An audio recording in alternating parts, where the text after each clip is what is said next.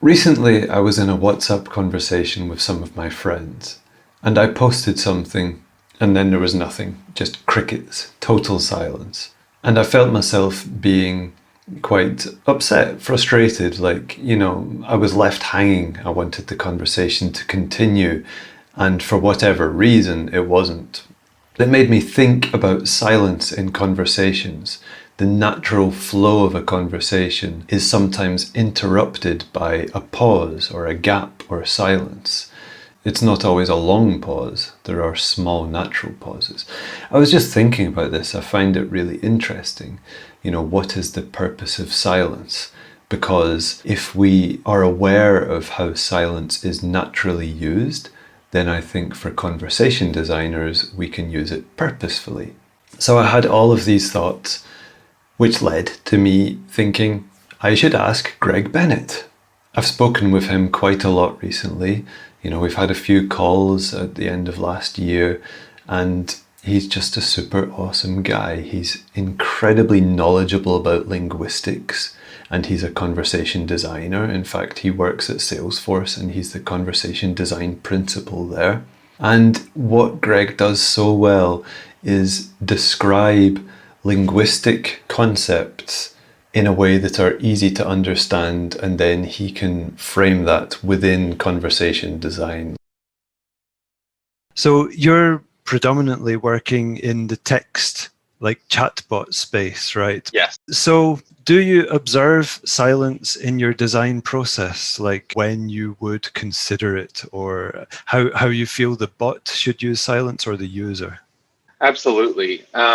Silence is a fundamental piece of conversation. So if we think about it linguistically, conversation itself is a partnership. It's something that happens by design, something that is an active collaboration rather than something that just sort of happens passively. Yeah. And in order to sort of create that turn taking between participants, that's where silence and pausing become crucial, because it seeds the floor, the conversational floor, to the other person, and serves several other different kinds of functions in conversation. It can show listenership. It can show potential signaling of potentially a disagreement. So there's a lot of different functions linguistically for pausing in conversation, and the same goes for text.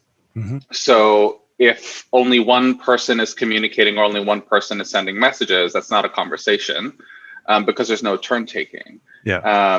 Which is why the pausing and the silence become then, extremely important. And so when it comes to text-based conversations, the way that I sort of think about that is through what we call the response delay. Mm-hmm. So particularly in Einstein Bot Builder, we have a feature called the bot response delay, Okay. which is essentially a function where you can, as the person who is designing the conversation, create at the onset a default time of how long it takes for the bot to pause before responding.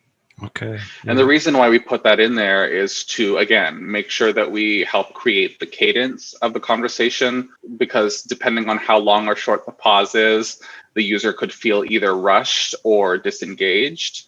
Yeah. And so the way that we determined the length of the pause for the conversation was actually through research. So my colleague Molly Mahar and I, we did field research at a chat center in Manila. Mm-hmm. In the Philippines, and actually observed human agents performing their customer service with customers over chat. And I was very interested in looking at, okay, how long is the pause? Because we know linguistically in voice conversations that ostensibly you don't want to take a pause about, at least for American English, that you don't want to necessarily take a pause that's longer than about 1 second, because a linguist by the name of Anita Pomerantz found in 1984 that a pause that lasts about a second or longer tends to be a predictor that something negative is coming in the conversation. Mm-hmm, mm-hmm. So if we think about the conversation itself, we want it to flow, we want it to continue to sort of go back and forth in terms of turn taking. It takes longer to disagree. with something than it does to agree with something and keep the flow going. Yes. So if we think about text-based conversation, does the same metric transfer? It turns out that it doesn't, because it takes longer to type something out with your fingers than it does to say something with your vocal tract. And so what I observed, I wasn't as extremely precise as maybe some linguistic studies are now, but what I like about the sort of the chat UI is that it will show the timestamp for between messages, so then I could kind of calculate, okay, about how many seconds was it between turns. Yeah. And I found that the longest pause between messages over chat for customer service in Manila was potentially minutes long. And the shortest pause was 4 seconds long. Okay. Yeah.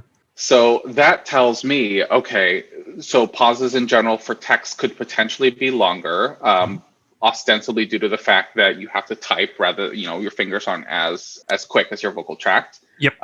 But also that users might have a little bit more tolerance for a longer pause or a longer silence in the conversation over text than they would over voice. So we set the Einstein bot delay parameters such that we want to make it, we want to make sure that you can still create the pause, but we don't want to necessarily encourage overly long pauses in the conversation, because when we think about chat, because you can't see the other person, and because it's, in this case, it's not even a person, it's a machine, the user could think that, okay, if there's some sort of big long pause from the bot, maybe there's something actually wrong with the technology. Yeah. And so that's an additional sort of meta message that you signal to the user by taking a long pause over chat than you otherwise would have when it's between humans. Sure. And so we set the upper boundary of the bot pause at 3 seconds, because we want it to be, again, we want it to sort of fall within that range of naturality, given what we observed in research, but still be as a bit more efficient in terms of, it is coming from a machine rather than a human. Yeah, wow, so many questions I have already. It's fantastic, because you've clearly done a deep dive into this and done some fantastic research. Maybe the question that stands out most to me is, you provide conversation designers in the Einstein Bot Builder the function that they can choose the response time. Yes. How would you guide conversation designers who come to you and say, how long should I set it? So I love it. These are great questions. I think with this one in particular, we have both, you can customize it to up to 3 seconds, or you can just set it at the default. Okay. So out the gate, we have it set at a default of 1.2 seconds. Okay. Because in terms of the cadence, the 1.2 second delay, again, it creates that cadence, that pace of the conversation. It doesn't make it overly brisk. But we also sort of, want to make sure that it's, again, efficient, because we're talking about customer service here. Einstein Bot Builder is intended for, business related chat, whether that is, they want to look up their order or they want to learn more about a product. And so when it comes to that, the transactional nature of the conversation sort of merits that efficiency capacity. And so in that regard, okay, yes, we want to make sure that, again, we are adhering to the inherent sort of structural piece of conversation that is silence, that is pausing, that creates the turn-taking structure, but also make sure that, it's efficient without rushing the user. And so we settled on 1.2 seconds because it sort of falls within that sort of happy medium. You don't want to set it at 0 seconds, because, and I think that speaks to everything about the importance of silence and pausing in conversation, because if you set the delay, the bot response delay at 0 seconds, users walk away feeling that the bot conversation is artificial, because nothing says more artificial than, sure, give me a moment, and then it follows up with 0 moments taken with Yeah. another message, And or if the bot has to look something up or query information against the platform, ostensibly that should take time, right? Even yeah. if it is the most efficient, it should still take at least, half a second or a second to pull that information. It's Hmm. not instantaneous. And even Sure. still, if it is instantaneous for you to pull that information, it should still take time to transfer that information into a conversational format, to materialize it into words and then deploy it in chat. Hmm. So if all of that happens instantaneously, you come away with as a user, come away with the feeling conversationally that it's artificial because there isn't a silence there. You were talking about how, if you have a 0 second response time, then it creates the Mhm. impression of artificiality, which of course that can cause a hiccup in the flow, so to speak, where the user is Mhm. like, oh, this feels odd. But also in terms of customer service, you wouldn't want to Mhm. rush a person, would you? Like if Right. it was a live agent, you want to be courteous and Yes. polite. And silence, or at least taking a pause, that's a kind of politeness gesture, isn't it?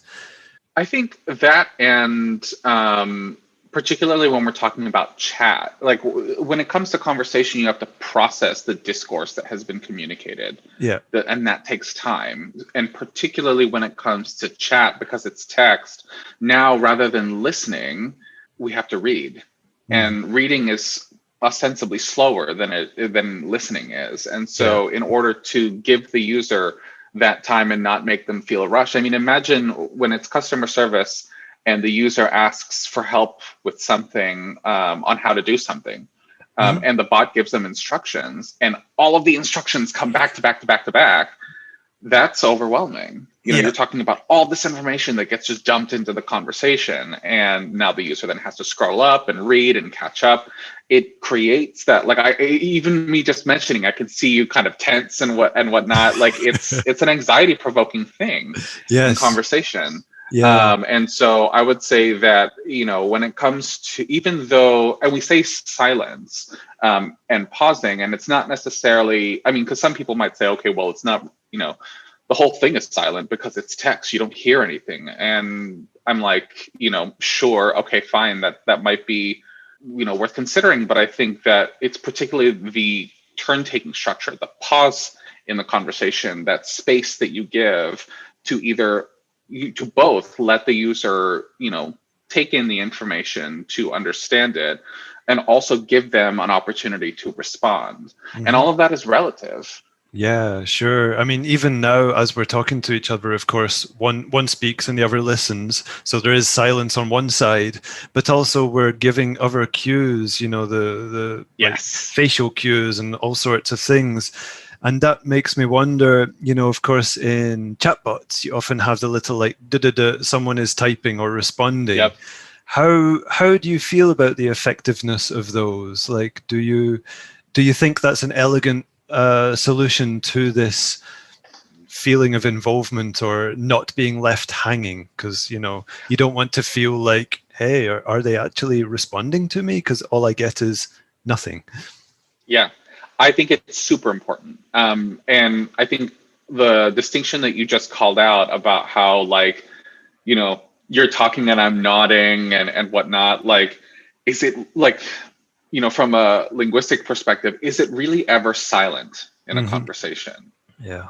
And the question, I think that question is a good one, in the sense that it may not necessarily be silence, and that listening in and of itself is not passive, it's an active thing.